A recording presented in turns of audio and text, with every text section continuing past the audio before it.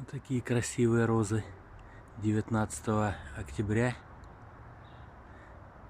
У меня на переулке растут в Ростове.